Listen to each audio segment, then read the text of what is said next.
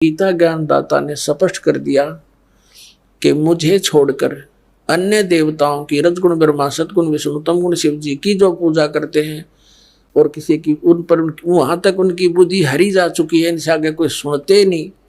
जैसे ये आचार्य शंकराचार्य, ये जितने भी पवित्र हिंदू धर्म के धर्म गुरु हैं, ये ब्रह्मा विष्णु महेश, ये विष्णु जी, शंकर जी और श्री कृष्ण जी पर हमारी बुद्धि को सीमित कर दिया। हम इन ताकि किसी की सुनना चार नहीं, कट मरे एक दूसरे के साथ हैं।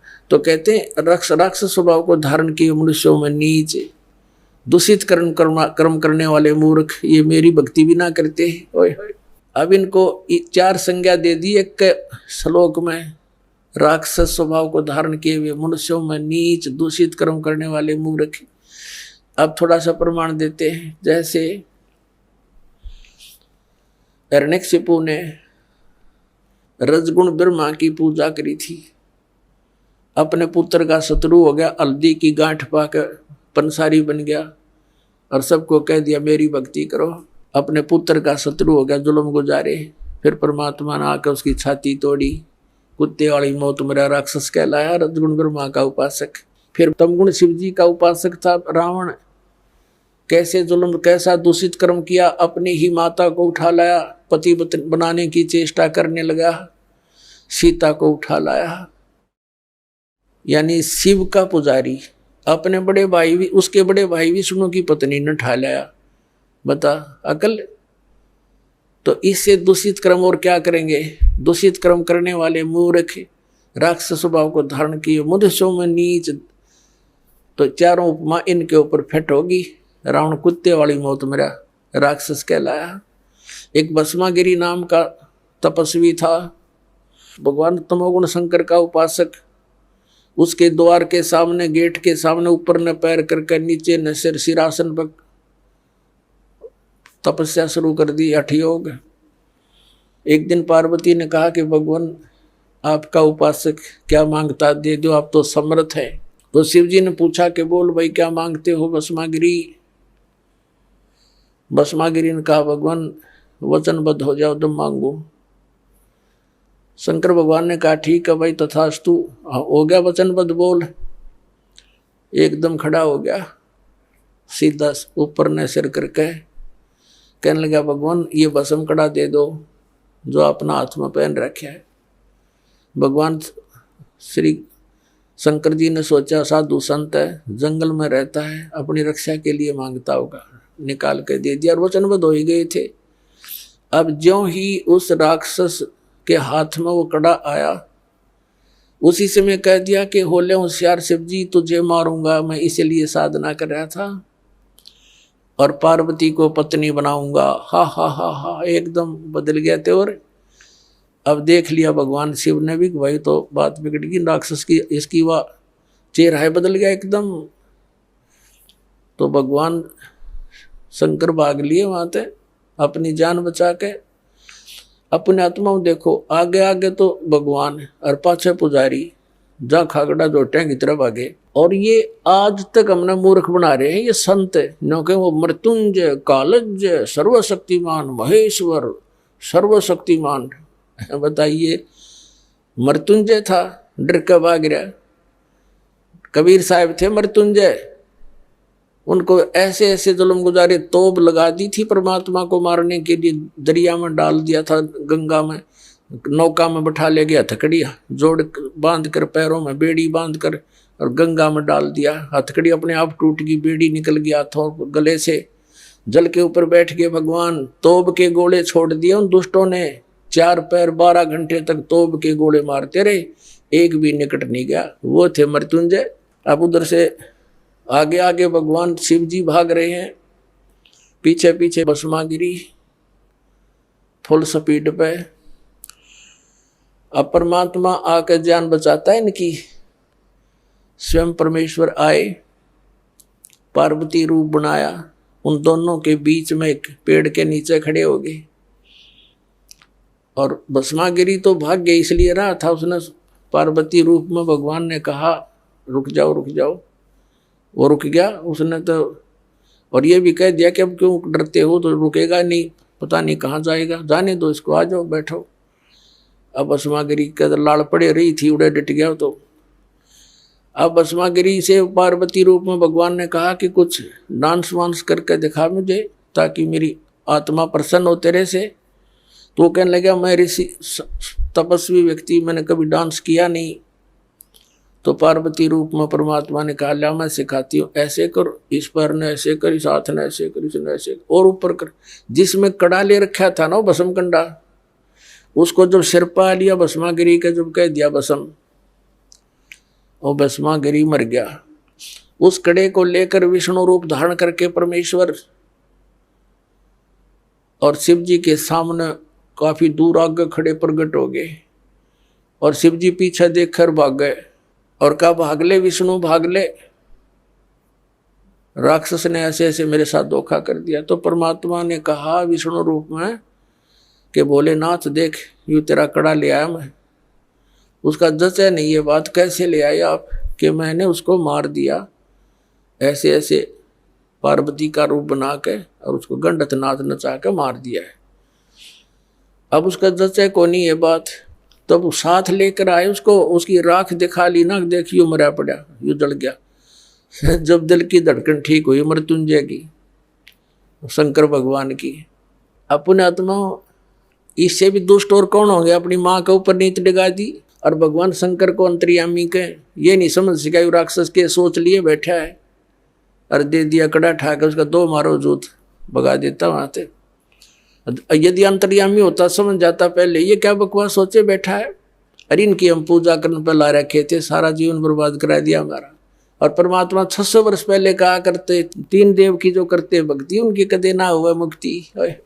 अब भस्मागिरी से भस्मासुर हो गया, राक्षस कहलाया, और कुत्ते वाली मौत मरा। ऐसे दूषित कर्म, ऐसे जुल्म, अपनी माँ पर नीत डिगा रहा, यानी देव इष्ट देव रूप में पूजे, उसकी पत्नी दोष मन में नीच के, इससे बुंडा और कौन, इससे दुष्ट और कौन होगा। फिर तीसरे आते हैं विष्णु के उपासक वैष्णव। एक बार कुंभ का मेला हो गया हरिद्वार की हर की पैड़ी पर भी का उनका संयोग बन गया। तो वहां पर ये गिरिपुरी, नागा, नाथ, सन्यासी, वैष्णव, ये अपने अपने ग्रुप में इकट्ठे हो जाते हैं। नागा का अलग ग्रुप, सन्यासियों का अलग, वैष्णव का अलग, नाथों का अलग, कनपाड़े नाथ न्यारे। ये नागा तो हैं भगवान तमोगुण शिव के उपासक, और वैष्णव साधु हैं ये भगवान विष्णु सतोगुण के उपासक। इनका एक समय निर्धारित होता है, घंटे आध घंटे का जितना भी होता है, कि उसके दौरान जो नहा लिया सो नहा लिया, ये मानते हैं कि उसका कल्याण हो गया।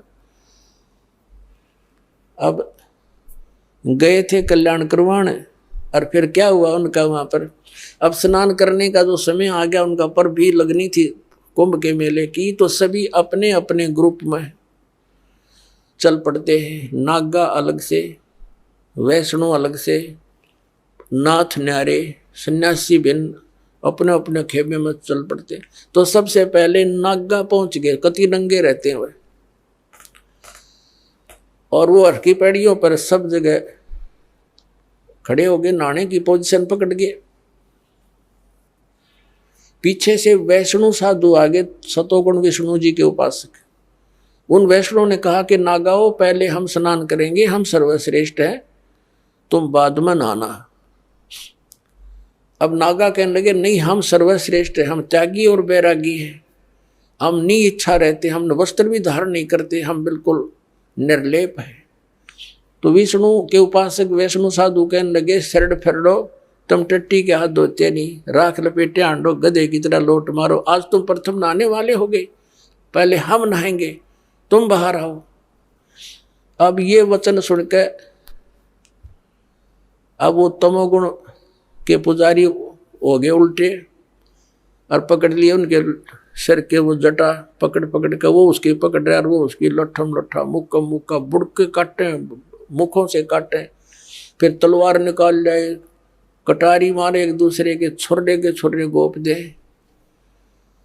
25,000 ये चरगुण उपासक ये कट का मर गए वहां पर हर पैड़ी के ऊपर, हर की पैड़ियों पे गंगा का पानी लाल बना दिया, लाश उसके अंदर 100 बहा दिए नरे।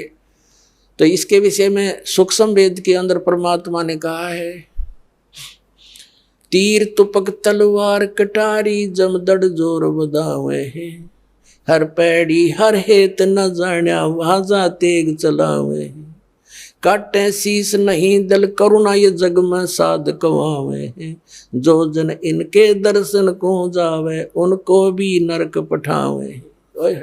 अब क्या बताते हैं कि तीर कटारी तलवार ठोके एक दूसरे में, और ये तीर तुपक तलवार कटारी नौके जम धड़ जोर बधावे हैं, यानी कति डट के युद्ध किया उन्होंने। और हर पैड़ी हर हेत नहीं जाण्या वाजा कर्द चलावे हैं, भगवान हर पैड़ी को है, भगवान का प्रेम भी नहीं और आपस में कटका मर गए वहां पर। काटे शीस नहीं दल करुणा ये जग में साध कवावे हैं, इनका इतनी दया नहीं, राक्षस से भी बुरे ये। काटे शीस नहीं दल करुणा ये जग में साध कवावे हैं, और जो जन इनके दर्शन को जावे, इसे ऐसे व्यक्तियों के पास जो जागा उनको यही पाठ पढ़ाओगे कटने और मरने का, तो उनको भी नरक पठावे। तो पुण्यात्मा परमात्मा 600 वर्ष पहले कहा करते, गुण तीनों की भक्ति में ये भूल पड़ो संसार, कहें कबीर निज नाम बिना कैसे उतरो पार, तीन देव की जो करते भक्ति उनकी को देना होवे मुक्ति। अपने आत्मा परमात्मा ये कहा करते कि उन्होंने ये नहीं कहा कि ये हमारे ब्रह्मा विष्णु महेश तुम्हारे दुश्मन नहीं बताए, ये अपने भाई बहन हैं और काल का फंस गई अच्छी आत्माएं हैं, इनको बना दिया यहाँ का चौधरी, इनकी मृत्यु होगी जब इनको गधे बना कर छोड़ देगा और नई तैयार कर लेगा। आप मत है, ये तो हमारा दुरुपयोग कर रहा है। और दुर्भाग्य उन देवताओं का, ब्रह्मा विष्णु महेश का, जो आज स्वर्ग में बैठे हैं, उनके हाथ से ये प्राइम टाइम निकल गया इनका, जो आज आपको प्राप्त हो रहा है, ये समय है।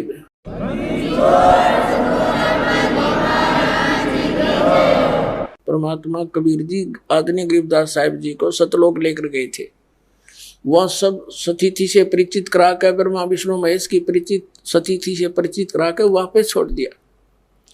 उसके बाद उन्होंने कहा था, तीनों देवा कमल दल बसे, ये ब्रह्मा विष्णु महेश, प्रथम इनकी वंदना फिर सुन सतगुरु उपदेश। उनका था कि ब्रह्मा विष्णु ये तीनों देवा कमल दल में बसते, हमारे कमलों में, इन दलों में अंदर रहते हैं, और प्रथम इनकी वंदना, ये मंत्र जो करते हैं इनकी साधना करते हैं, और फिर सुन सतगुरु उपदेश, सतगुरु के ज्ञान को सुनो और उसका पूरा कंप्लीट कोर्स लो, तब ये बात बनेगी। अब ब्रह्मा विष्णु महेश हमारे कोई दुश्मन नहीं है। कई कहते हैं कि आपके गुरु जी तो ब्रह्मा विष्णु महेश की को छुड़वाते हैं। ब्रह्मा विष्णु महेश को हम छुड़वा सकते हैं? हम कोई बालक हैं? अब जैसे ऊर्ध्व मूलम अधः शाखम, ऊपर को जड़ वाला, नीचे को तीनों गुण रूपी शाखा वाला, उल्टा लटका हुआ संसार रूपी वृक्ष है। अब इसमें क्या है? ऊपर को जड़ता पूर्ण परमात्मा, नीचे को तीनों गुण रूपी संसार रूपी वृक्ष की शाखा है। तो क्या कोई शाखा को काट देगा बुद्धिमान व्यक्ति? पेड़ की शाखा को कोई काटने की कहेगा कि इसको तो फेंक दो काट के, फिर लटका के करेंगे बाकी का हम? परमात्मा कहा करते कि जैसे कोई हमने भक्ति रूपी पौधा बीजना है और हम नर्सरी से कोई पौधा लाए, कैसे बीजेंगे? उसको गड्ढा खोदेंगे और उस गड्ढे में उसको जड़ों की तरफ से दबाकर मिट्टी में, फिर उस जड़ों की मूल की सिंचाई करेंगे। तो मूल की यानी जड़ की पूजा करेंगे हम तो वो पौधा पेड़ बनेगा, उसकी टहनियां बड़ी बड़ी हो जाएंगी, 3 गुण रूपी शाखा, तो उन शाखाओं का फल लगेगा। और फल के लिए हम सारा प्रोसेस अपना कर रहे हैं, फल प्राप्ति के लिए हम कर रहे हैं, तो हमने तोड़ने नहीं होते, हमने ऐसे करना है अपनी way of worship according to the spiritual करना है, शास्त्रों के अनुसार करना। देखना, ये समझ लो हम एक पौधा लाए तो ये है बुद्धिमता, जड़ों को गमले में यानी मिट्टी में डाला, दबा दिया और पूजा शुरू कर दी सिंचाई। ये जड़ कबीर परमात्मा है इस संसार रूपी वृक्ष की। अब ये हमने जड़ों को पूजना है, इन ब्रह्मा विष्णु महेश की पूजा नहीं। हम क्या कर रहे हैं, ऐसे कर रहे हैं। ये बता बाल कौन काम कर रखे हमने, हंसी नहीं आवे। हम ऐसी पूजा कर रहे हैं, उल्टा काम कर लिया हमने। ब्रह्मा विष्णु महेश को हम इष्ट रूप में पूज रहे हैं, गमले में ला दिए ब्रह्मा विष्णु महेश और ये पूजा कर रहे हैं। तो कोई क्या कहेगा, समझदार व्यक्ति ने घर सीधा कर ले इसने, और वो लड़े, हट जा दूर, खबरदार तूने क्या कर दिया। अब देखो जड़ छोड़ दी हमने, अब जड़ ऊपर रहेगी तो पौधा भक्ति रूपी पौधा सूख गया, ये यूजलेस है। ये शास्त्र विधि को त्याग कर शास्त्र विरुद्ध साधना है, ये उल्टा लट बीजा हुआ भक्ति रूपी पौधा। और हमने ऐसे करने को कहा, तो इसमें इसकी पूजा करेंगे भगवान कबीर साहब की, फिर हमारे शास्त्र अनुकूल कर्म बनेंगे। शास्त्र अनुकूल संस्कार होने से ये फल ब्रह्मा विष्णु महेश ने देना हमारे को, क्योंकि यहाँ के ये प्रधान है, इबिन का फल लगेंगे। अब इसका प्रमाण देते हैं। अपने आत्मा परमात्मा ये कहा करते, तुम साधना ठीक करो और फिर अब आपको लाभ होगा पूरा। अब तुम साधना कर रहे हो उनकी जो आपको कुछ दे ही नहीं सकते।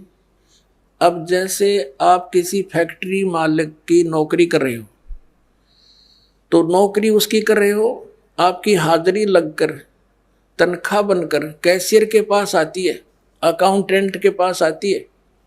अब तनख्वाह तो देंगे अकाउंटेंट और वो कैशियर, लेकिन वो देंगे आपका वर्क डन, और वो भी उस मालिक की मजदूरी करोगे। तो यदि उस आप लागे अकाउंटेंट और कैशियर की जूते साफ कर, उसकी प्लेट धोना, वह नौकरी दी छोड़ आपने, वो खा के देंगे आपको, लोग भाज्य तो चाह बिना प्याओ टाइम पे।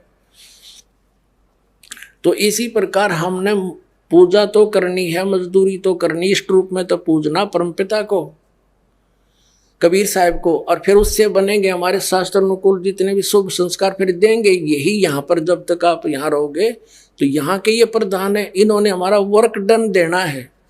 जैसा कर्म करेगा फल देगा भगवान, इनका ये आखिरी विधान था।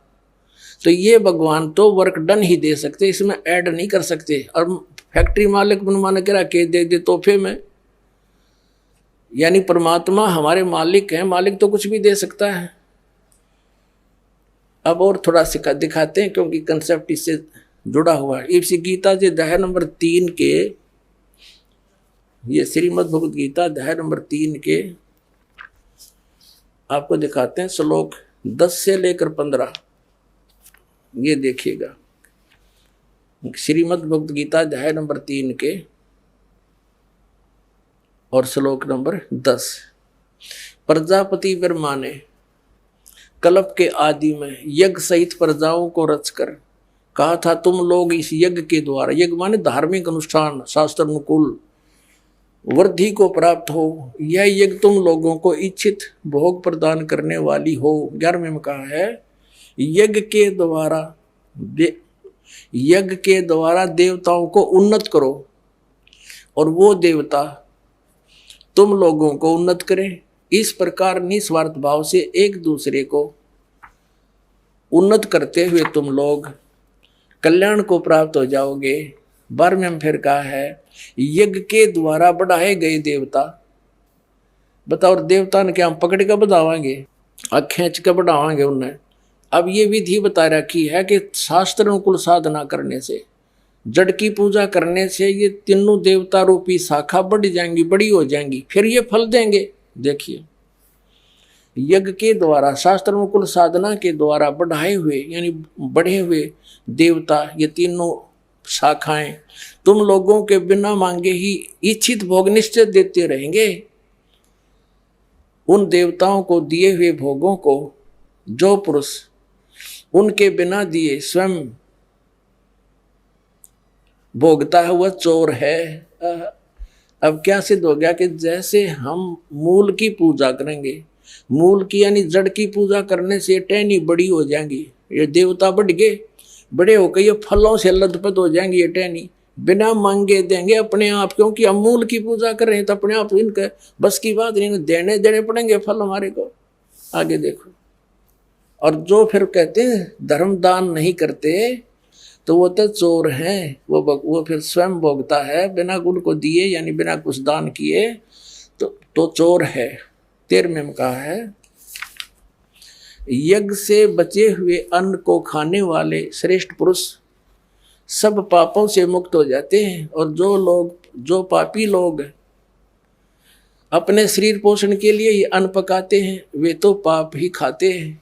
अपने आत्माओं यहाँ पर इस सतलोक आश्रम बरवाला जिला हिसार हरियाणा में पूरे विश्व में एक ही स्थान है जहाँ शास्त्र अनुकूल साधना होती है।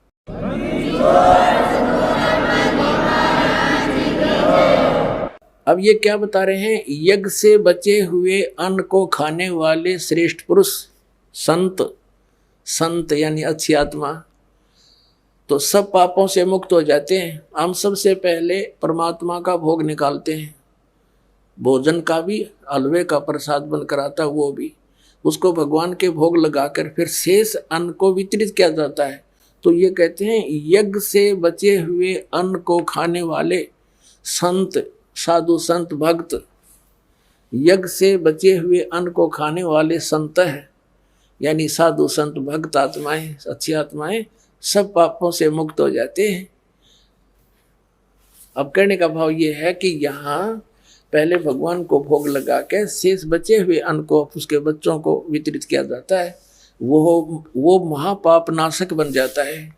तो यहाँ आओगे तो सारी साधना मिल लेगी आपने, तो सब पापों से मुक्त आप होगे, ज्ञान सुनोगे, धर्म यज्ञ, ज्ञान यज्ञ, प्रणाम यज्ञ, सारी यज्ञ सब साधना पूरा ट्रीटमेंट दिया जाएगा।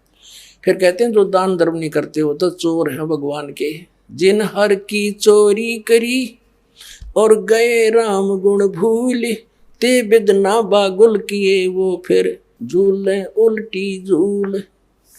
कहते हैं जो जिन हर की चोरी करी, भगवान ने जो आपको दान दिया है धन आपके संस्कार में, उसको आगे दान जो नहीं करता वो तो चोर बताया भगवान का। तो फिर क्या बताते हैं देखिएगा आगे, इसमें निष्कर्ष निकल रहा है।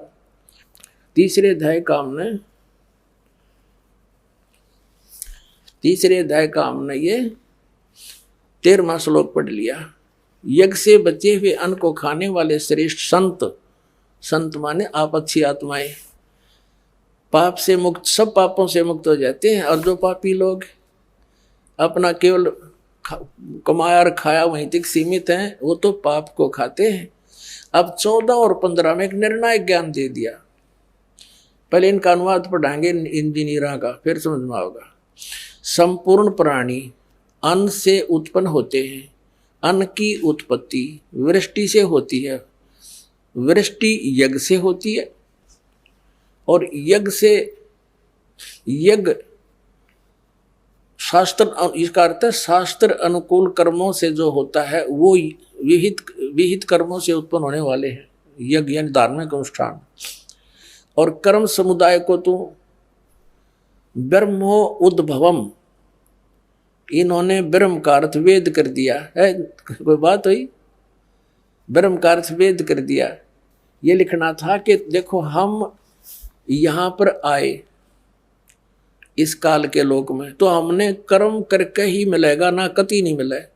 तो कहते हैं ये कर्म लगाए ब्रह्म ने बनाया विधान यहाँ का, और ब्रह्म की उत्पत्ति हुई परम अक्षर ब्रह्म से, उस परमात्मा से, सच्चिदानंद घन ब्रह्म से। इसका अर्थ तो ये है, लेकिन इन अज्ञानियों ने कुछ ज्ञान तो था नहीं, सारे उल्टे अडंगे अड़ा दिए। ये देखिएगा, कर्म समुदाय को तू वेद से उत्पन्न नहीं, ब्रह्म से उत्पन्न हुए, और ब्रह्म अक्षर अक्षर अक्षरम उद्भवम अविनाशी परमात्मा से, यहाँ ब्रह्म लिखना था, ब्रह्म ये काल अविनाशी परमात्मा से उत्पन्न हुआ जान।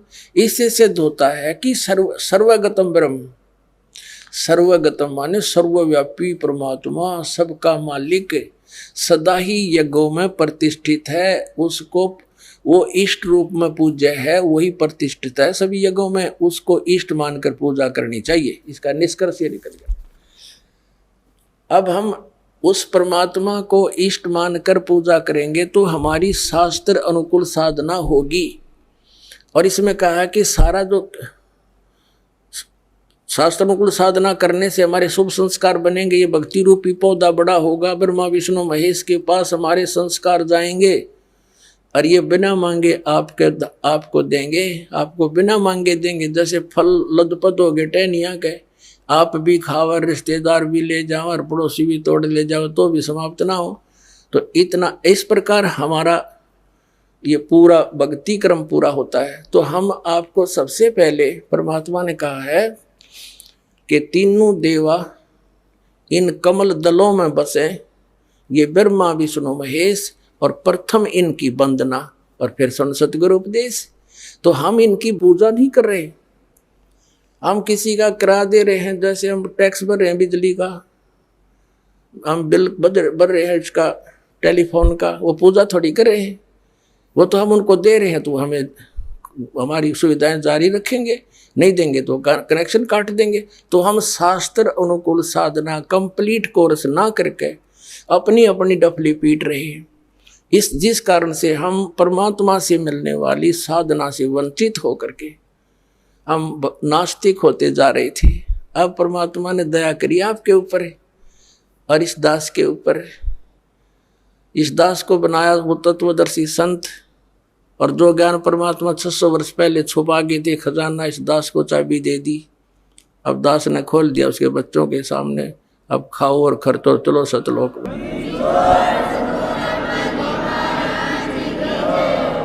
परम पिता परमात्मा पूर्ण ब्रह्म, सारी सृष्टि के रचनहार, सर्व प्राणियों के दाता, सर्व प्राणियों के सृजनहार, कबीर देव कबीर साहिब, ये हमारे परम पिता हैं। ये सभी प्राणियों के हितैषी हैं। जिन पुण्यात्माओं को मानव शरीर प्राप्त हो चुका है, और वो भी इस कलयुग के ऐसे समय में जिसको कलयुग का मोक्ष समय कह सकते हैं, तो धन्य है उन पुण्यात्माओं के उन पुण्य संस्कारों को, और धन्य है उनके माता पिता को जिनसे जन्म हुआ। परमात्मा कहते हैं मात पिता मिल जाएंगे, मात पिता मिल जाएंगे, 184 माही, सतगुरु सेवा और बंदगी, ये फेर मिलन की नहीं। कबीर परमेश्वर जी कहते हैं कि माता पिता तो आपको इस 84 लाख योनियों में भटकते हुए बहुत मिल जाएंगे। मनुष्य जीवन होगा वहाँ माता पिता होंगे, कुत्ते का जीवन होगा वहाँ माता पिता मिल जाएंगे, सूअर का जन्म होगा वहाँ माता पिता मिल जाएंगे, लेकिन सतगुरु सेवा और बंदगी ये फेर मिलन की ना। पुण्यात्मा, हम कहाँ रह रहे हैं, कैसे लोक में हम जीवन व्यतीत कर रहे हैं, ये हमें कभी विशेष आभास हुआ नहीं। हम क्यों मर रहे हैं, क्यों हम रोगी कोढ़ी हो रहे हैं, क्यों हम सारा दिन भटक रहे हैं कोई ना कोई टेंशन लिए हुए, अब हमने ये सोचा ही नहीं, इतने कष्ट के अंदर भी हम फिर जीवन की इच्छा ही किए रहते हैं, क्योंकि हमारे ऊपर एक प्रेशर है इस त्रिगुणमयी माया का। त्रिगुणमयी माया कौन सी है? रजगुण ब्रह्मा जी, सतगुण विष्णु जी, तमगुण शिव जी के अंदर से निकल रही वो गुप्त किरणें, वो तरंगे उनके गुणों की, वो हमें प्रभावित कर रही है। कैसे कर रही है? जैसे वो भगवान अपनी राजधानियों में, अपने लोकों में रहते हैं, उनसे निकल रही ये तरंगे हमें यहाँ प्रभावित कर रही है। जैसे एक रसोई के अंदर मिर्चों का छौंक लगता है, वह मूल वस्तु साकार रसोई के अंदर है, उससे निकल रही वो तरंगे दूसरे कक्षों में बैठे हुए व्यक्तियों को भी प्रभावित कर रही है। छींकें आ रही हैं, उन छींकों को रोकना उस व्यक्ति के वश की बात नहीं। और उन छींकों का कारण कौन है? वो साकार मिर्च जो रसोई के अंदर है। ठीक इसी प्रकार उन भगवानों से निकल रही ये तीनों गुणों की किरणें, रेज हम सभी को यहाँ प्रभावित किए हुए हैं, और जिस कारण से हम सोच ही नहीं पाते हैं। कोशिश करते हैं तो 2 सेकंड के बाद मन कहीं का कहीं पहुंच जाता है। कभी कभी होता था ऐसे कि ये क्या जीवन हुआ, सुबह उठो, खाना बनाने में लग जाओ, खाना खाओ, फिर कमाने के लिए जाओ, आते पढ़ के सो जाओ, उठकर फिर भागो, फिर शाम को पढ़ जाओ, फिर भागो, मर ही जाओ, यही काम पूरा ना होता। लेकिन कभी कभी आती थी ये बातें, फिर 2 सेकंड के बाद ही कोई और ही बात याद आ जाती थी, उसको भूल जाते थे। और यदि हमें ये आभास हो भी जाता थोड़ा बहुत, तो फिर करते क्या? हम घर छोड़ जाते थे, जंगल में चले जाते थे। जंगल में जैसे भगवान हमने बांध कर बैठा रखा, जाते मिल जाएगा। ऐसी हमारी गलत भावनाएं थी। हम अज्ञान के कारण इस काल के इस जाल को समझ नहीं सके। उसको समझाने के लिए स्वयं परमात्मा आए। वो हमारे पिता हैं, हमारे जनक हैं, क्योंकि अपने का दुख अपनों को ही होता है। तो इसके लिए परमात्मा कहते हैं, कबीर ये माया अटपटी और सब गट आन अड़ी, किस किस न समझाऊं या कुआ भांग पड़ी। या त्रिगुणमयी माया की, यहाँ के सुख सुविधाओं की, यहीं के चोचलों को देखकर मन यही भ्रमित रहता है। तो ये भांग पी रखी है हमने। नहीं, जब ये भांग उतर जाएगी, आप बाकी का जीवन गिन गिन कर काटोगे। भगवान कद पीछा छूटे इस गंदे लोक ते। अरिवज्ञानता के कारण हम यही सुविधाएं, यही जुटाने के लिए लगे रहते हैं। यही की सुख सुविधाएं प्राप्त करने के लिए हम संतों ऋषियों के पास, मंदिरों मस्जिदों में जाते रहते हैं, और ये हमारे साथ ना चली, और जीवन सारा इन्हीं की जोड़ जुगाड़ में व्यर्थ हो जाता है। तो वो ज्ञान परमात्मा ने आके दिया। तो यहाँ बताया है कि माता पिता मिल जाएंगे 184 में, और सतगुरु सेवा और बंदगी भाई फेर मिलन की ना। अपन आत्मा सतगुरु शब्द एक बहुत महत्वपूर्ण है। अब जैसे गुरु किसे कहते हैं? गुरु उसको कहते हैं जो मार्गदर्शन करता है, वो अपने अक्षेत्र का मास्टर होता है। जैसे कोई मैकेनिक है, उसको भी गुरु मानते हैं, उसके शागिर्द जिनको वो ट्रेनिंग देता है। ऐसे ही अक्षर ज्ञान देने वाले भी टीचर, वो भी गुरु कहलाते हैं। वो अपने विषय के मास्टर होते हैं। बहुत अच्छी बात है, उनको गुरु कहा जा सकता है।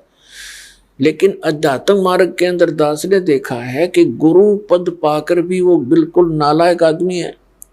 उनको कख नहीं पता अपने सब्जेक्ट का। अब जो आध्यात्मिक टीचर हैं, गुरु हैं, तो उनको अपने सिलेबस का ज्ञान होना चाहिए। तो वो टीचर हैं, नकाए के टीचर हो तो बकवादी इंसान है। जिस अध्यापक को अपने सिलेबस का ज्ञान नहीं, अपने सब्जेक्ट से परिचित नहीं, उसके बाहर का ज्ञान विद्यार्थियों को सुना रहा है, तो विद्यार्थियों का शत्रु है वो व्यक्ति, वो गुरु नहीं है। भले ही उसको गुरु कहते हैं, टीचर कहते हैं, वो तो गलत ज्ञान टीच कर रहा है। तो यहां सतगुरु शब्द की इसलिए आवश्यकता पड़ी कि ये गुरु पद पर विराजमान व्यक्ति ये गुरु नहीं है, ये झूठे हैं, इसलिए सतगुरु की आवश्यकता पड़ी। सच्चा गुरु, सच्चा टीचर, रियल टीचर। तो इसका मतलब सच्चा गुरु है तो कोई झूठे गुरु भी है, तभी तो सच्चे शब्द की आवश्यकता पड़ी। तो उसकी पूर्ति करने के लिए स्वयं परमात्मा ही आते हैं। परमेश्वर की वाणी माता है, 3 लोक और भवन चतुर्दश कोई नहीं सत्संगी।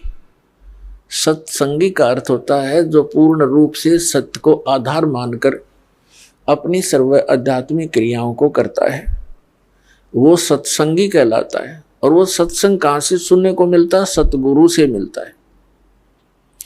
तो जो भोली आत्माएं नकली गुरुओं के पास साधना कर रही हैं, उनके शिष्य बन गए हैं, वो सोच तो ये रहे हैं कि हमें सतगुरु मिल गए, लेकिन ये उनकी भूल है, क्योंकि उनको ज्ञान नहीं। तो उसकी पूर्ति करने के लिए, उसका निराकरण करने के लिए, इस अज्ञान का नाश करने के लिए स्वयं परमात्मा आते हैं। और जिस लोक में हम रह रहे हैं ये काल का लोक है, इस लोक का काल है राजा, और ये माया जाल पसारा हो। चल अंसा सतलोक हमारे, छोड़ो यो संसारा हो। तो पुण्यात्माओं,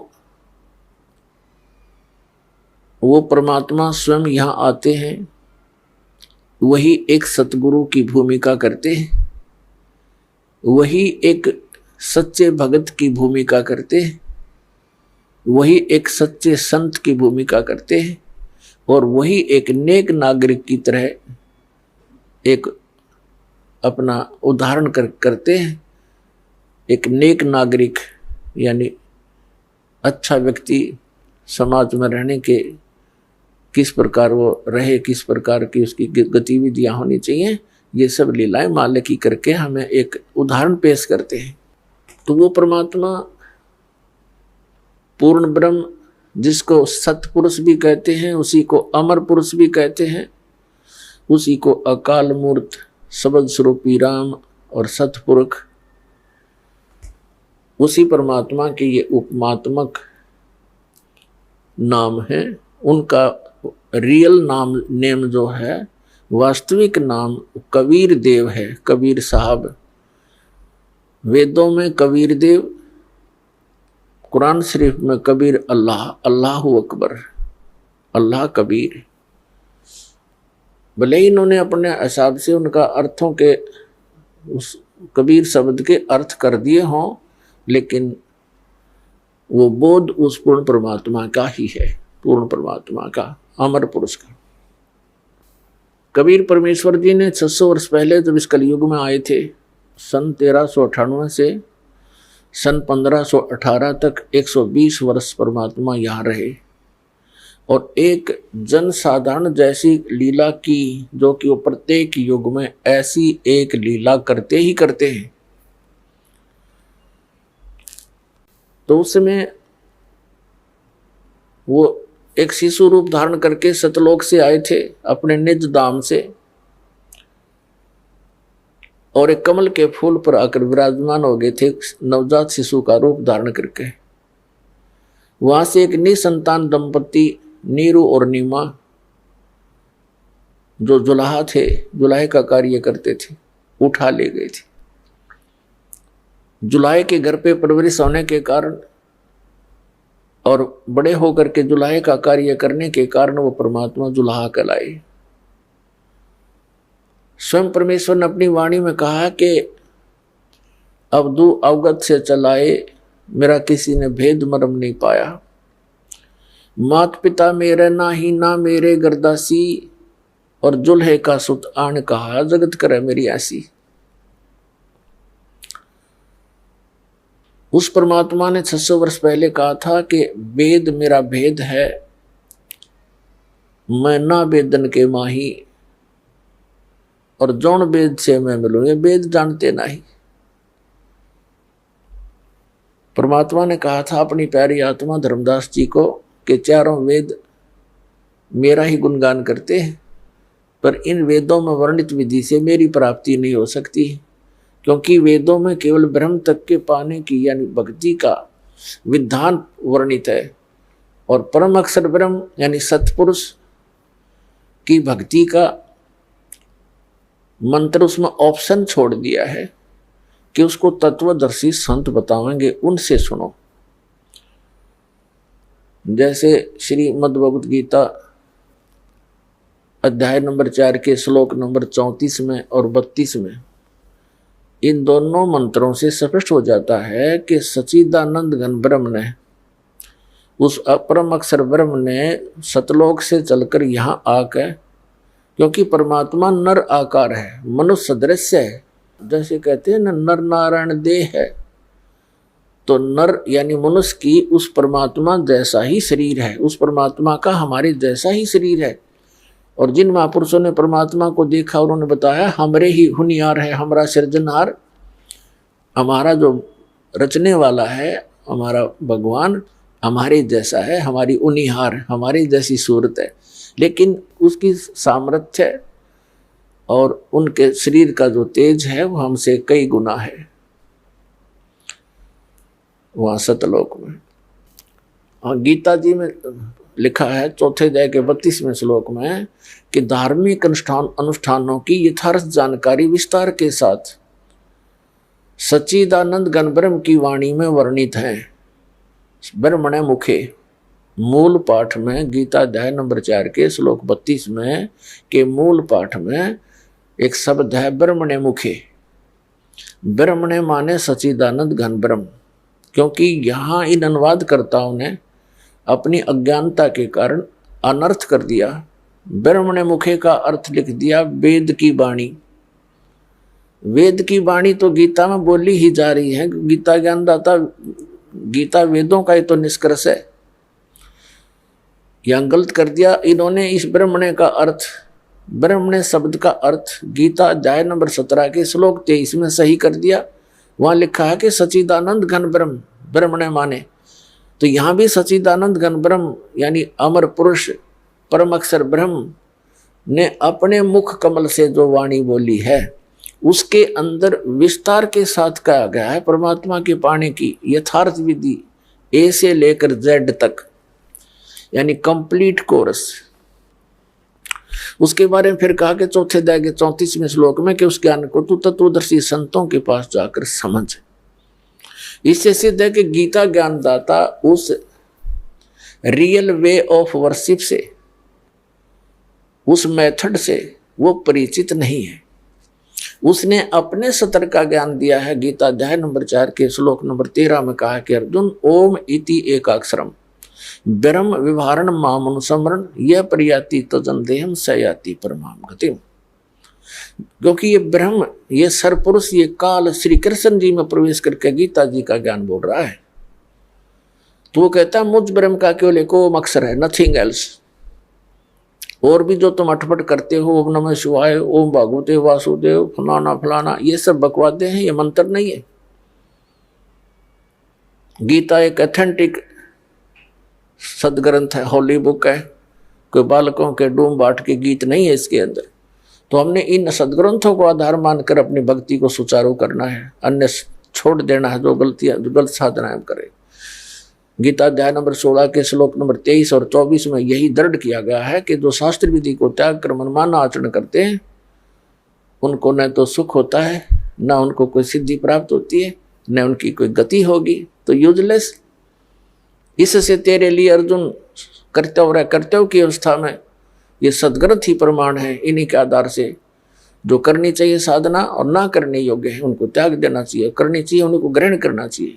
इससे अपने भक्ति मार्ग को सुचारू करना, किसी की दंत कथा पर विश्वास मत करना।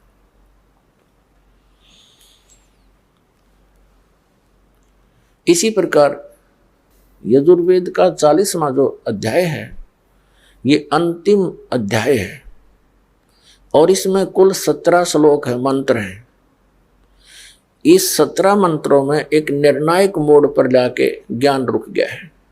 जैसे गीता ज्ञान दाता 18वें अध्याय के अंदर लास्ट के जो श्लोक नंबर 46 से लेकर और 66 तक एक निर्णायक ज्ञान दे देता है। उसमें कहा कि यदि तूने मेरी शरण ग्रहण करनी है तो युद्ध तो करना ही पड़ेगा। यहां शांति होगी नहीं, जन्म मृत्यु तेरी भी रहेगी मेरी भी रहेगी। 18वें अध्याय के 46वें श्लोक में 61 और 62 में स्पष्ट कर दिया है कि जिस परमात्मा ने सब प्राणियों की उत्पत्ति की और वही परमात्मा अब सबको कर्म आधार से एक यंत्र की तरह घुमा रहा है, तो तू सर्वभाव से उस परमेश्वर की शरण में जा। उसकी कृपा से तू परम शांति को और सनातन परम धाम को प्राप्त होगा। 18वें अध्याय के 63वें श्लोक में कहता है गीता ज्ञानदाता कि अर्जुन, जो मैंने गुप्त से गुप्त ज्ञान कहना था तेरे तो कह दिया, इस गीता का ज्ञान। अब जैसे तेरा मन मानना ऐसे कर ले, मेरी शरण में रहना तो युद्ध करना पड़ेगा। 8वें अध्याय के 5 और 7वें श्लोकों में कहता है तो मुझ में मन वाला हो, मेरे में भाव बना, मेरा सिमरण कर, युद्ध भी कर, मुझे ही प्राप्त होगा। फिर तुरंत 8वें अध्याय के 8, 9, 10 में 3 श्लोकों में कहा कि उस परमेश्वर की शरण में जाना है। उसकी भक्ति करेगा तो उसकी शरण में जाएगा, मेरी भक्ति करेगा तो मेरे पास रहेगा, उसकी भक्ति करेगा तो उसके पास पहुंच जाएगा। 18वें अध्याय के 63वें श्लोक में गीता ज्ञानदाता कहता है कि अब तू सोच ले तूने कौन सा फैसला करना है। मेरी शरण में रहना है तो 18वें अध्याय के 65वें श्लोक में कहा कि मुझ में मन वाला वो मुझे नमस्कार कर और मेरा ही स्मरण कर, मुझे ही प्राप्त होगा, डोंट वरी। फिर 18वें अध्याय के 64वें श्लोक में गीता ज्ञानदाता कहता तुझे एक गुप्त से और गुप्त भेद बता देता हूं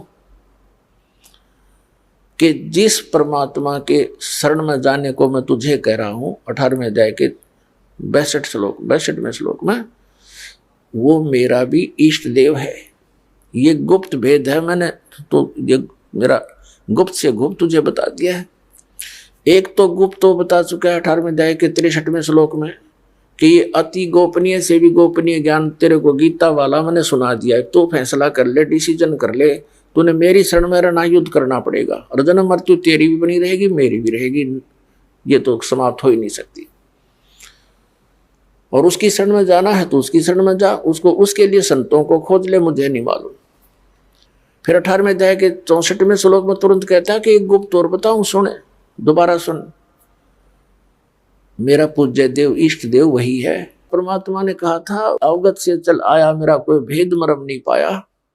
गोरखनाथ जी के साथ जब गोष्ठी हुई थी ज्ञान की परमात्मा के साथ गोरखनाथ से, तो परमात्मा ने कहा था कि अवधू मैं अवगत से चल आया, मेरा कोई भेद मर्म नहीं पाया। मात पिता मेरा नहीं, ना मेरे गरदासी, मैं जुल्हे का सुत आन कहा, जगत करे मेरी ऐसी। और फिर कहा था तेरा ज्योत स्वरूपी अलख निरंजन वो डरता ध्यान हमारा, क्योंकि ये जितने भी काल के पुजारी हैं, ब्रह्म पुजारी हैं, उसको अलख निरंजन बोलते हैं कि वो तेरा अलख निरंजन वो डरता ध्यान हमारा, वो भी हमारा ध्यान करता है, तभी अपना गुजारा चला रहा है किस ब्रह्मांड का। हम फिर उसी प्रसंग पर आते हैं। तो 18वें अध्याय के 62, 63, 64, 65 और 66 में कति निर्णायक ज्ञान है। अब 65 में कहा कि तू मुझ में मन वाला हो, मेरा भक्त बन, मुझे नमस्कार कर, तो मुझे ही प्राप्त होगा, चिंता मत कर। फिर 18वें अध्याय के 66वें श्लोक में कहा कि यदि तूने उसकी शरण में जाना है, परम अक्षर ब्रह्म की शरण में, जिसके विषय में 8वें अध्याय के गीता के प्रथम मंत्र में अर्जुन के पूछने पर कि किम तत्परम, उसका उत्तर दिया है गीता ज्ञानदाता ने 3रे मंत्र में गीता अध्याय 8 के, कि वो परम अक्षर ब्रह्म है। फिर 18वें अध्याय के 66वें श्लोक में कहा कि उसकी शरण में जाना है तो सर्वधर्मान परित्यज माम, मेरे सतर की जो ब्रह्म साधना तूने की है, जैसे ओम नाम का जाप, यज्ञ आदि, तो मुझ में छोड़ दे।